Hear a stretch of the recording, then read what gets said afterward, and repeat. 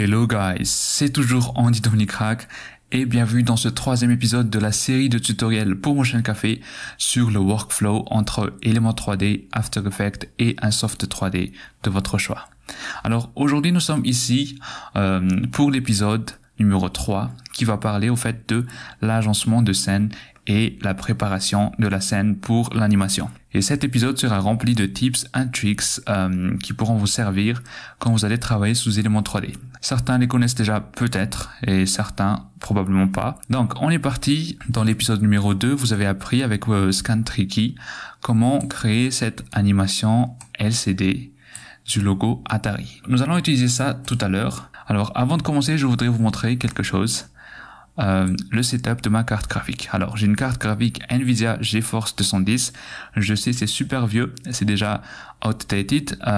C'est une carte graphique qui possède 1 Go de VRAM seulement. Alors qu'il faudra noter que plus votre scène sera lourde et complexe dans Element 3D et After Effects, plus Element 3D requérera plus de VRAM. Donc pour voir le VRAM, ça se passe dans Element 3D. On va ouvrir la Scene Setup et l'information se trouve juste ici. Donc ici j'ai un GeForce 210 avec 1024 mégas de VRAM. Donc 1000 mégas est équivalent à 1 Go.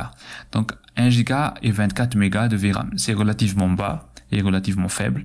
Et du coup, comme vous pouvez voir, Element 3D n'utilise que 600 mégas de VRAM pour travailler. Du coup, pour ce tutoriel, ne vous étonnez pas si, ça lag un peu quand je navigue dans la scène. J'utilise cette carte graphique depuis pas mal de temps déjà.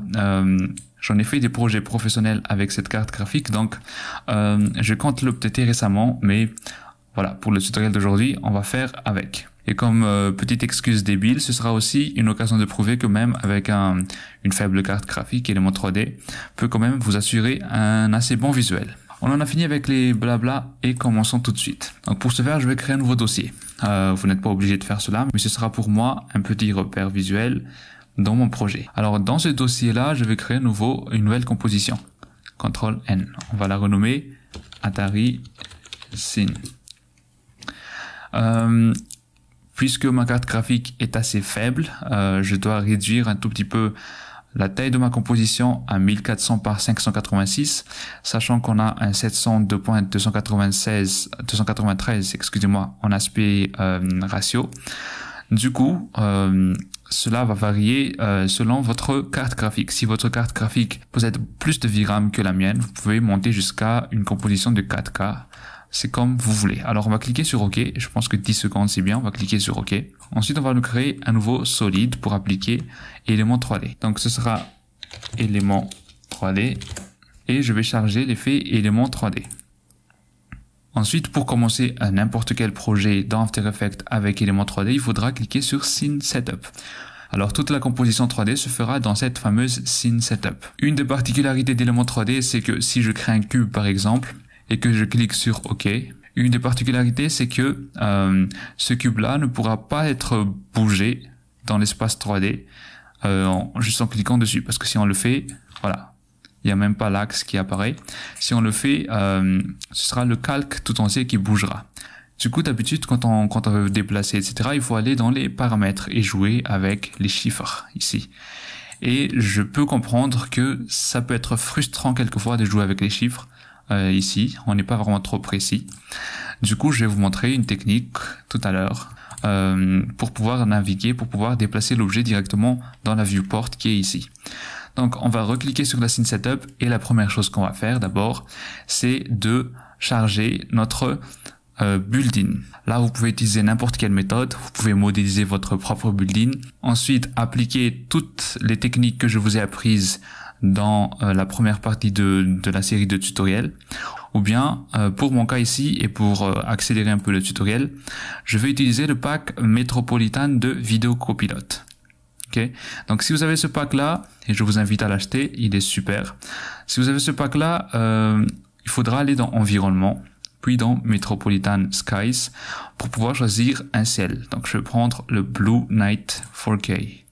Si on regarde dans Environnement, le voici. Donc vous pouvez faire des ajustements plus tard, mais je pense qu'on va le laisser par défaut. Alors il y a un build-in dans Metropolitan tout en bas il y a un build-in qui s'appelle Office. Donc, comme vous pouvez remarquer, le même build-in sera décliné en version jour et en version nuit. Donc, comme c'est une scène de nuit, on va prendre la version nuit. Alors, Metropolitan, c'est un pack qui a été sorti pendant, je crois, la version 1.6 ou 1.6.2 d'éléments 3D. Là, je suis avec vous avec la dernière version 2.2.2. Il y a eu beaucoup de changements dans cette dernière mise à jour-là. Par exemple, par défaut, le mode de shading est devenu physique. Donc, on va travailler avec du physical shader. Du coup, avec Metropolitan, comme ça a été conçu pendant les anciennes technologies d'éléments 3D, les textures seront encore en mode standard. Mais je pense que ça changera pas grand-chose. Quoique, pour des raisons esthétiques et entre guillemets de réalisme, on va changer notre shading en physical shader. Alors on va faire ça pour toutes les textures.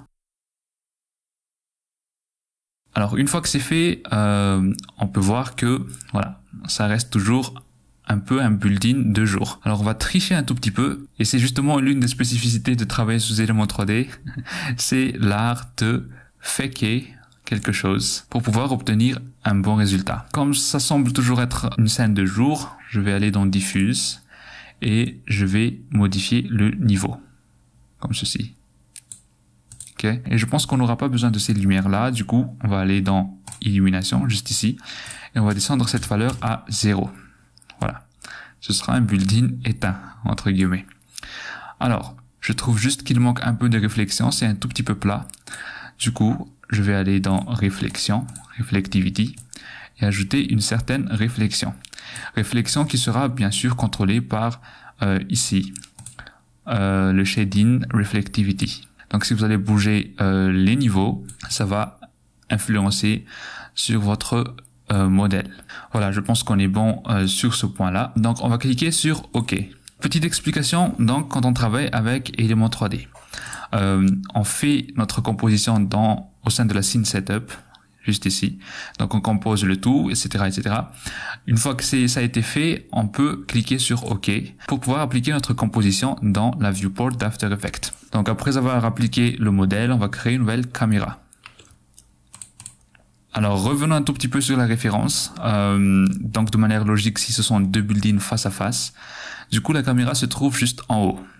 Ok, on pourrait bien sûr bouger la caméra au-dessus comme ceci, mais ça risquera de changer complètement l'axe de la caméra par rapport à la scène. De ce fait-là, il faudra faire encore une fois un petit fake-in. Alors ce que je vais faire, c'est aller dans World Transform et aller dans World Rotation. Et en gros, au lieu de bouger la caméra au-dessus, on va faire une rotation sur l'ensemble de la scène pour que nous puissions avoir une scène qui semble être vue de haut, donc 90 degrés à l'axe des X. Histoire de ne pas se perdre dans les axes, on peut cliquer ici, 3D Reference Axis, histoire de montrer l'axe et voir de quel axe il s'agit. Voilà, une fois que c'est fait, je trouve que le build-in est très petit par rapport à la scène. Donc, un autre fake-in à faire, on va le répliquer plusieurs fois dans la scène. Alors, on va sélectionner notre modèle et faire un CTRL-D pour le dupliquer.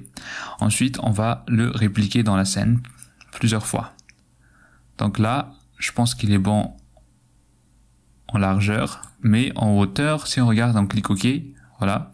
En hauteur, je pense pas qu'il soit bon. On va encore dupliquer une troisième fois pour pouvoir ajouter un troisième niveau. On va sélectionner les trois modèles et faire un CTRL-D pour les dupliquer tous et les faire monter en hauteur. Du coup, on a une sorte d'énorme build-in pour notre scène 3D.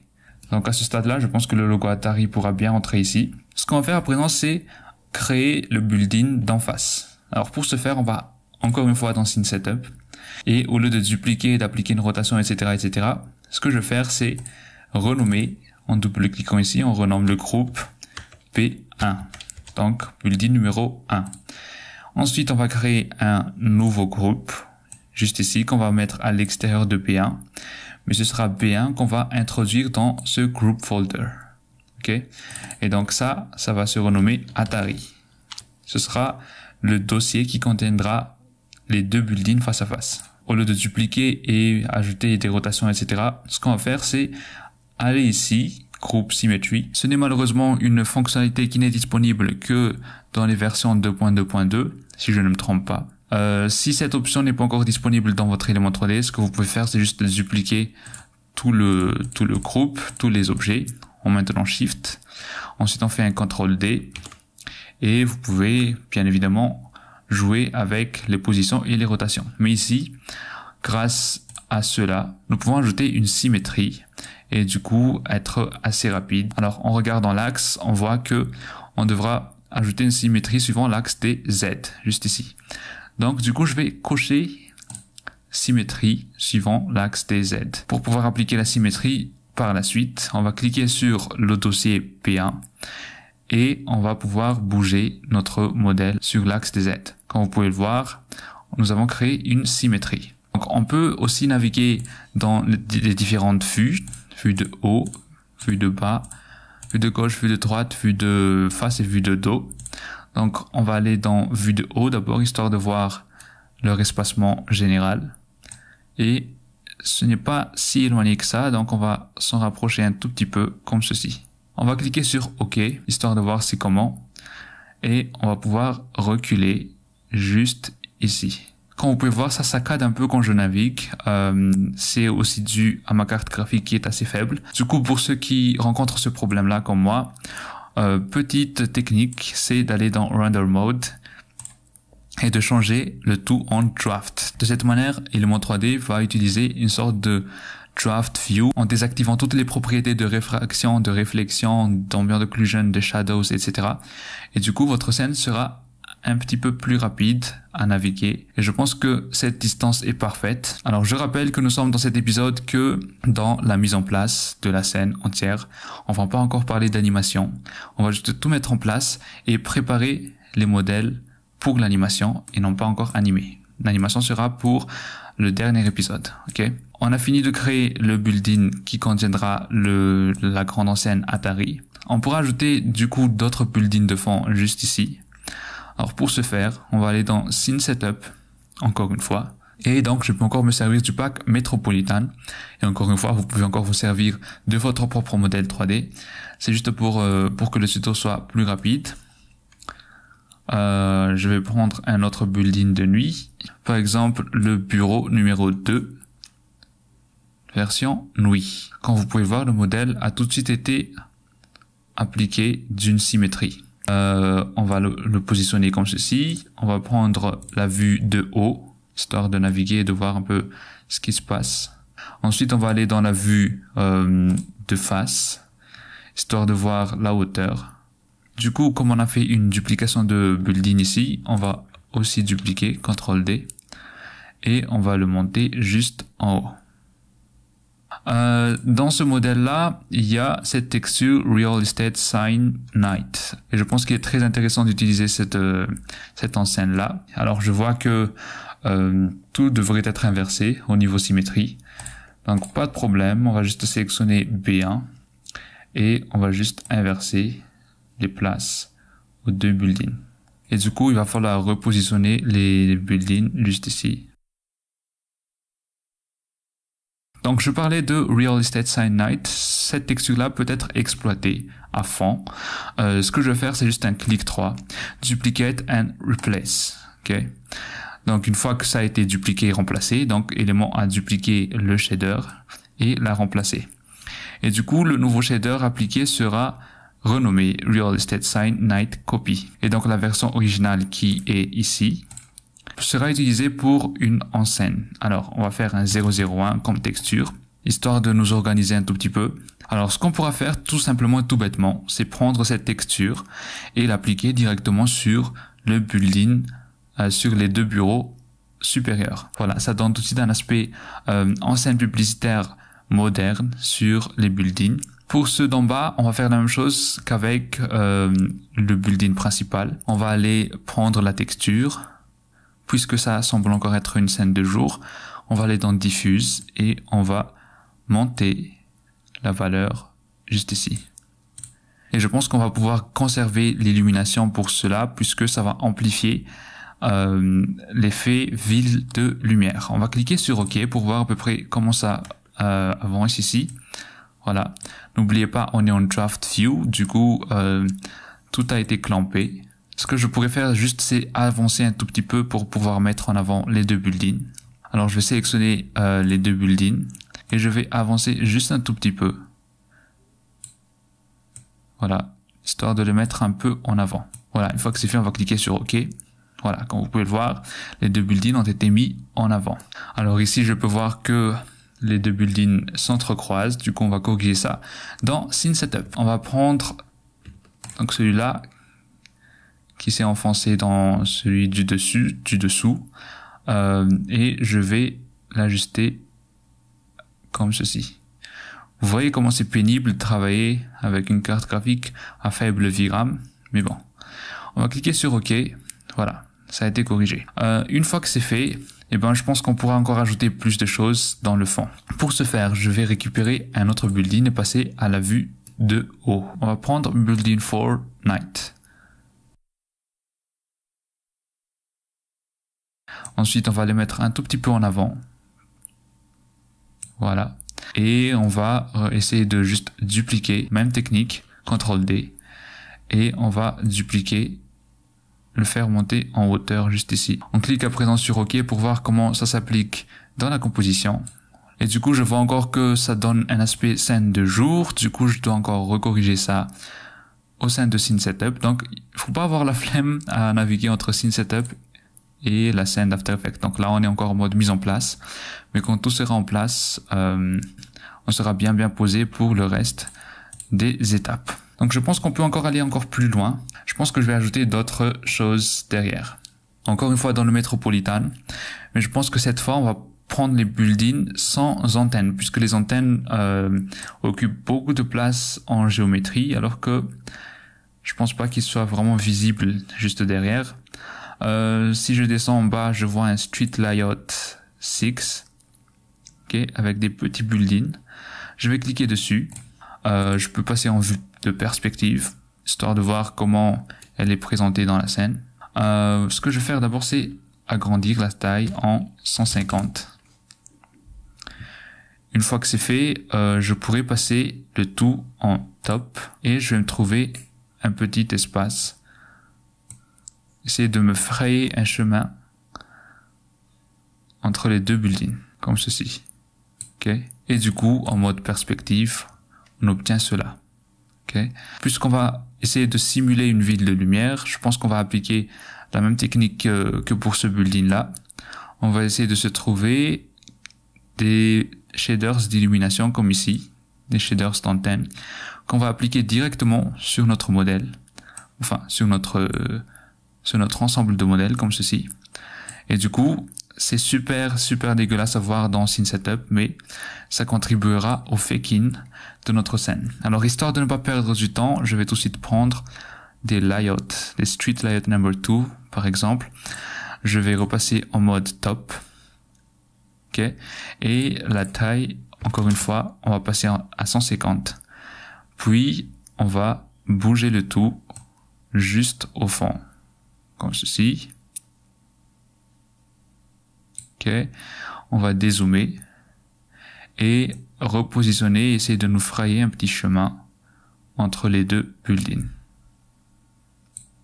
Entre les deux street layouts, excusez-moi.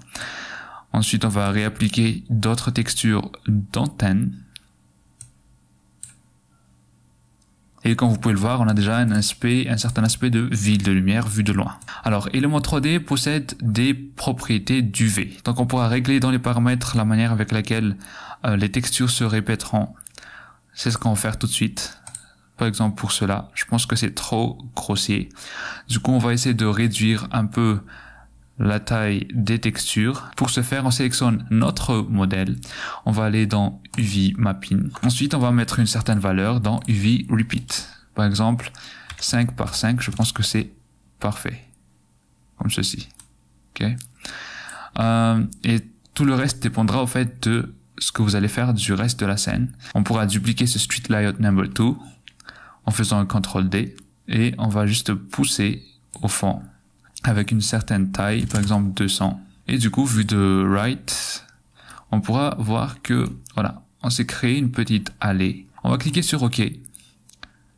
Et vous pouvez voir comme ceci, voilà, nous avons une ville de lumière. N'oublions toujours pas qu'on est en mode draft et que voilà, les couleurs sont estampées, etc., etc. Mais c'est juste pour l'emplacement. Du coup, je pense que je suis fier de cela. Histoire de pouvoir donner plus de réalisme, je pense que je vais sélectionner cela et je vais les pousser juste en fond avec une taille de 250. Et à la place, je pense que je vais prendre ce Streetlight Number 2 et dupliquer. Et justement le mettre au début. Comme ceci. Voilà. On va cliquer à présent sur OK. Voilà, comme ceci, on s'est fait une petite partie. Ah, je vois que il y a encore des géométries qui s'entrecroisent ici. Donc on va essayer de passer en mode en vue de haut pour pouvoir corriger le tout.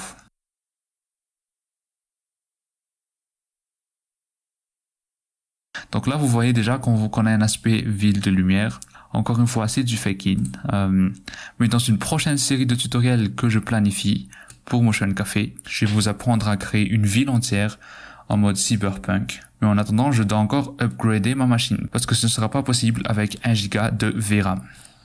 Alors, continuons notre process. On va à présent importer notre fameux logo Atari.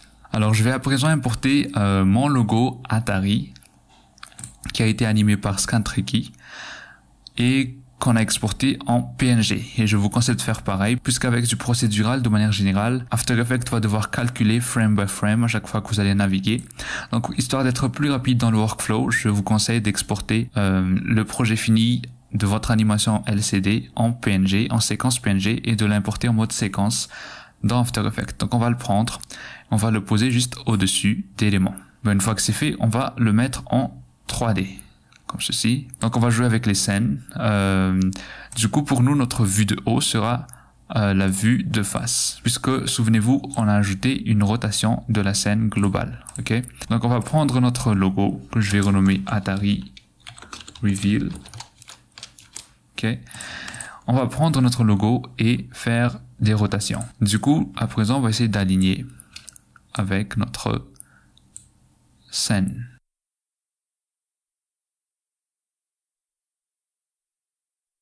Et passer le mode de fusion en addition. Alors je voudrais que mon logo monte jusqu'en haut ici. Donc on va reprendre la scale et on va essayer de faire des petits ajustements de taille et de position.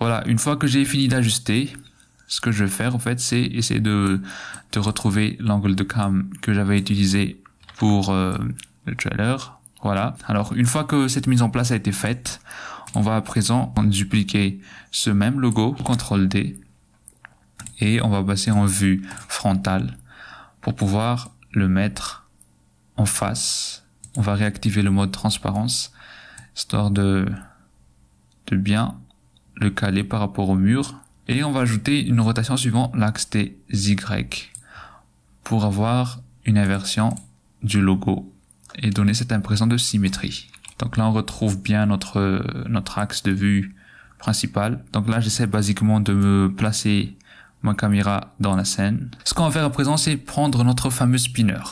J'attendais ce moment depuis assez longtemps. On va aller dans Scene Setup. Et cette fois-ci, on va sortir de cette scène Atari. Et du coup, ce qu'on va faire, c'est juste créer un nouveau dossier qu'on va mettre à l'extérieur, comme ceci. Et que je vais renommer Spinner. Alors, une fois que c'est fait, on va pouvoir récupérer notre spinner qu'on avait préparé dans la première partie du tutoriel. Alors, Motion Café. J'en avais créé 2.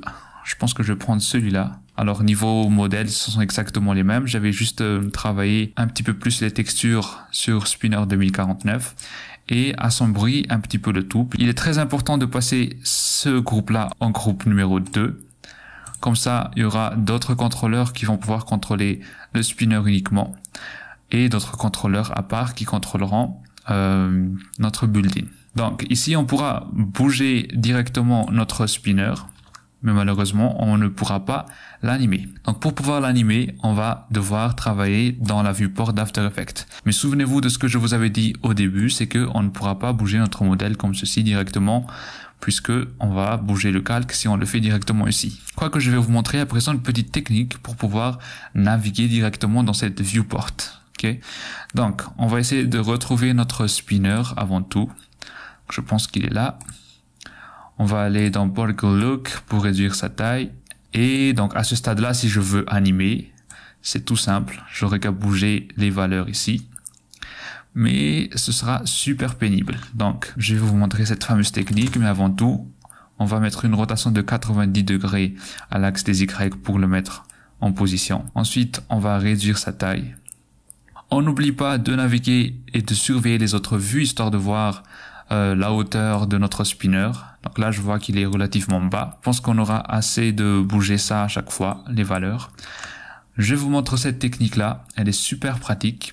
Ce que vous allez faire, c'est aller dans groupe 2, Create Group Null, et on va créer ce fameux group null. Qu'est-ce que ça nous apporte au fait d'avoir fait ça? C'est tout simple et tout bête, mais Element 3D nous a créé un groupe nul qui sera entre guillemets le contrôleur de notre modèle 3D. Okay? Donc là, il nous a renommé ça en groupe de nul.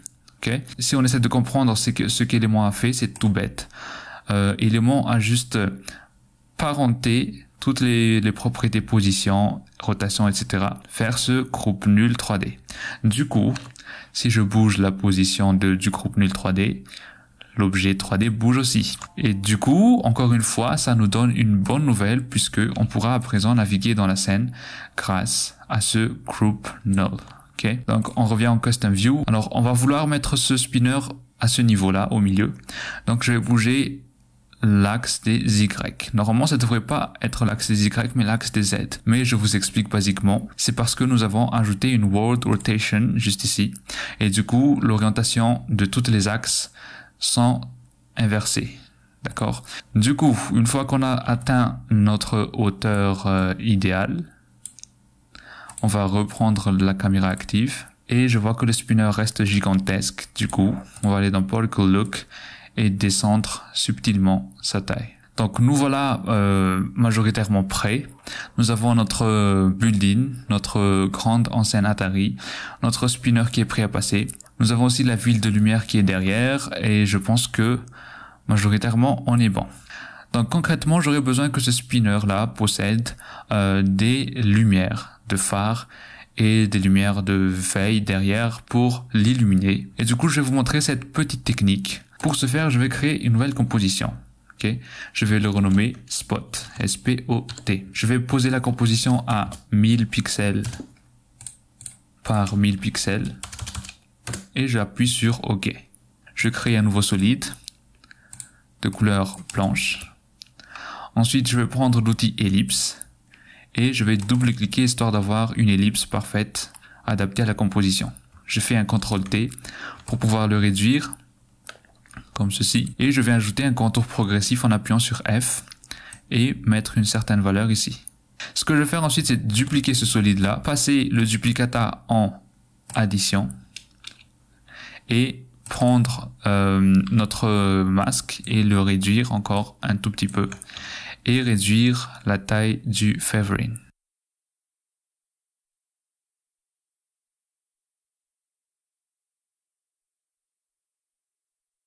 On va l'exporter en PNG en appuyant sur CTRL-M. On va le renommer Spot et je vais copier cette trajectoire-là histoire de pouvoir le récupérer tout à l'heure. On fait un rendu rapide. Une fois que c'est fait, on va revenir dans notre composition et importer ce dernier dans notre dossier tuto. Alors le voici. On l'importe dans notre composition et à présent nous avons donc tout simplement un spot lumineux qui est juste ici. Ce qu'on va faire de suite, c'est masquer ce spot là et le mettre juste en bas. On n'aura pas besoin visuellement ici, mais Element 3D on aura besoin. On va l'assigner au fait dans les textures Element 3D. On va cliquer sur Element 3D, ensuite on va descendre en bas. nous avons Custom Layers. On clique dessus. Nous avons Custom Texture Maps. On clique dessus encore une fois. Et on va le récupérer dans Layer 1. Nous avons notre spot 000.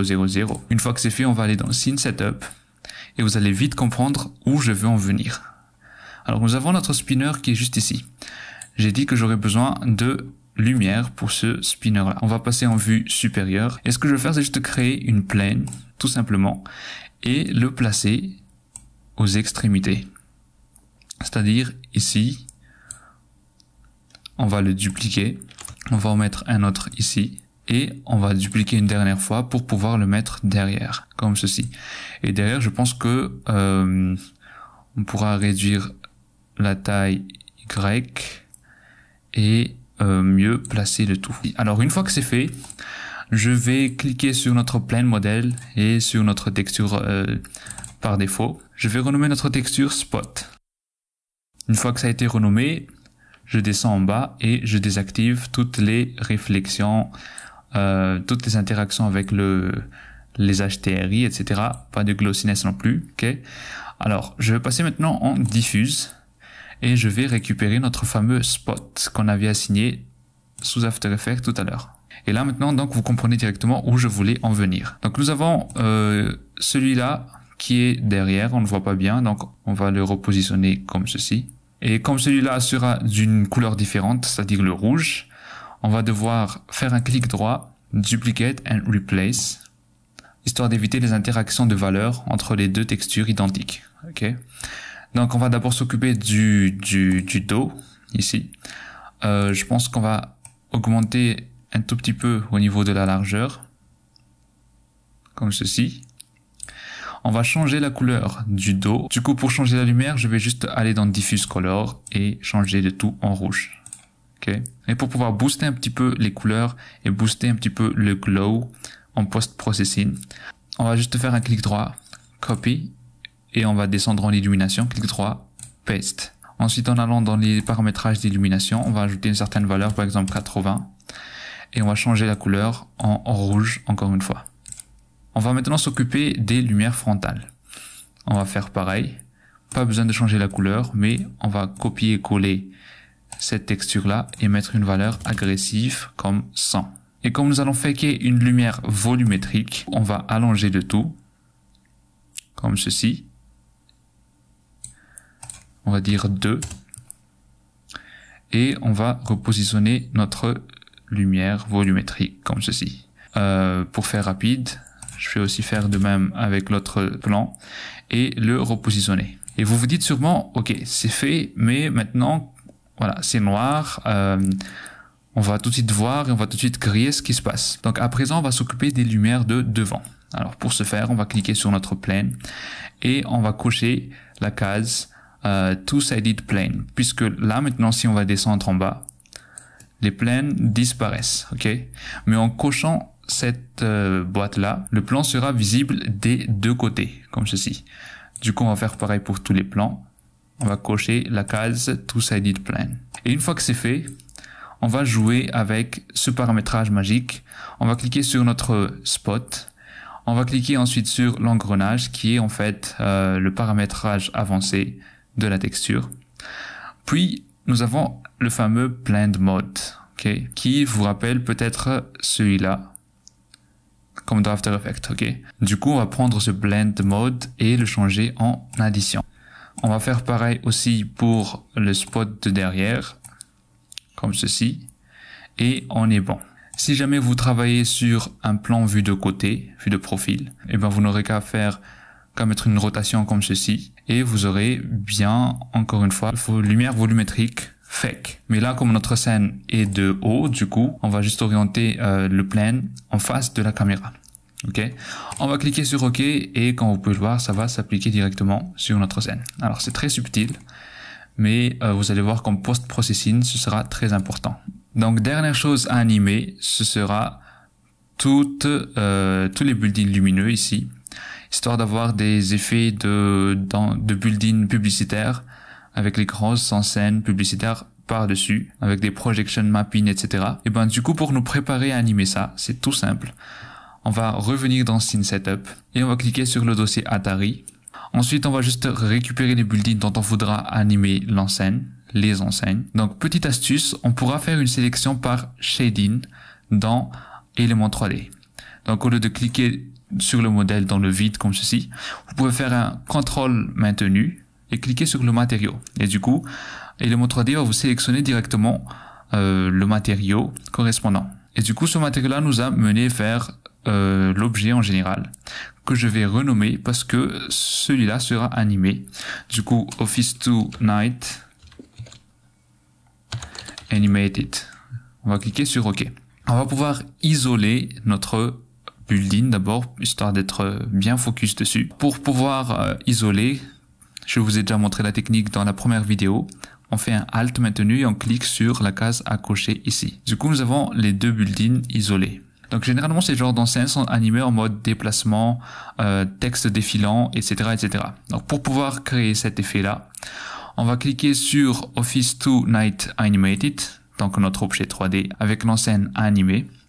Nous avons ces deux petits engrenages ici. Ce sont le paramétrage du fameux Auxiliary Animation. Alors, je ne sais pas si vous avez déjà entendu parler de cette animation auxiliaire, mais en fait, elle est super utile dans Element 3D. On va cliquer dessus. Ce qu'on a à faire, tout simplement, c'est juste assigner dans quelle chaîne d'animation auxiliaire on veut mettre ce modèle-là. On va dire chaîne numéro 1.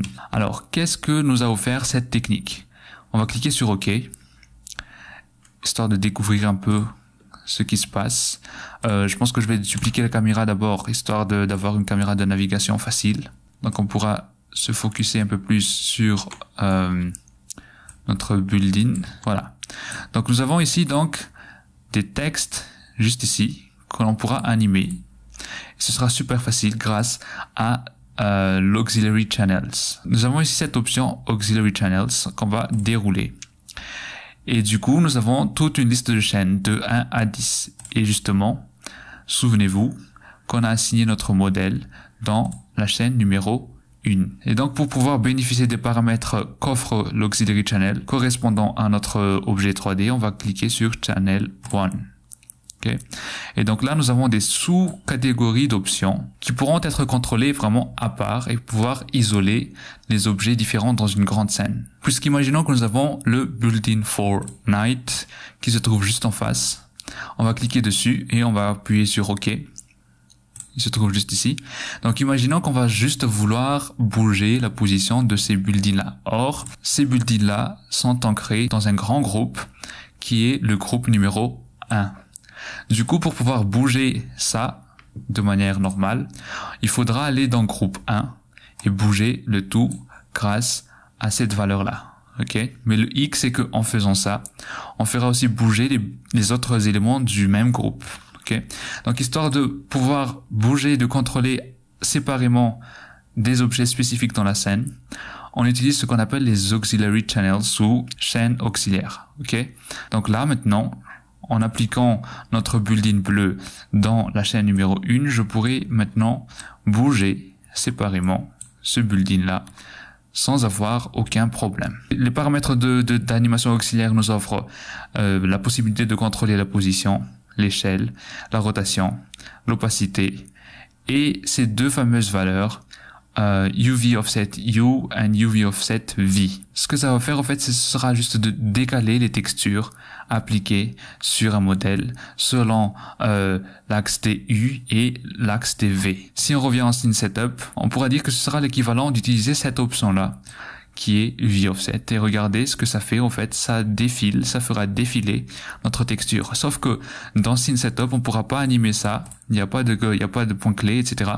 Du coup, on va devoir utiliser cette valeur-là, UV offset U et UV offset V. Et donc pour le coup, juste à avoir assigné ces deux modèles de building bleu dans la chaîne numéro 1, nous a permis de riguer entre guillemets l'enseigne qui est ici et donner cette illusion de texte défilant, de flash, etc., etc., etc. Et du coup, notre building est prêt à être animé dans le prochain épisode. On va pouvoir revenir dans Scene Setup et on va pouvoir quitter ce mode d'isolation. On pourrait être tenté à animer ces autres enseignes. Ils pourront être remarqués par certaines personnes. Du coup, on va faire exactement pareil. On va prendre les street layouts juste ici.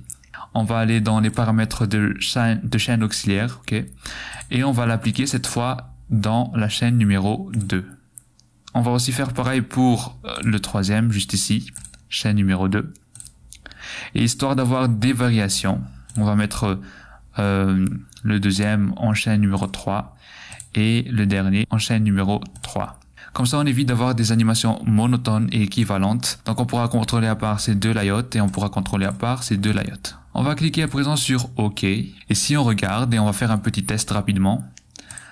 Donc, groupe numéro 1, Auxiliary Channels. Nous avons la chaîne numéro 2 et on va bouger ces deux valeurs-là. Donc là, je peux voir qu'il s'agit des build-in en fond ici. Comme ceci. Et nous avons aussi la chaîne numéro 3 qui contrôlera ceux de devant. Ok. Donc là, officiellement, je peux annoncer que notre projet est prêt à l'emploi pour la dernière étape dans le dernier épisode pour le compositing, le lighting et l'animation de la scène tout entière avec le post-processing. Donc, niveau knowledge, vous avez appris aujourd'hui à faire des sortes de rigging très simples. Vous avez aussi appris concernant les auxiliary channels ou les chaînes auxiliaires, très facile aussi. Vous avez aussi appris des petites tips and tricks, c'est-à-dire en travaillant en mode draft pour pouvoir être plus rapide dans la scène. Vous avez aussi appris aujourd'hui des méthodes de faking, comme par exemple, juste ici, nous avons la lumière qui semble être volumétrique. Et du coup, on va passer le tout en mode full render. On a fini donc d'assembler la troisième pièce du puzzle du workflow Element 3D, After Effects et Soft 3D.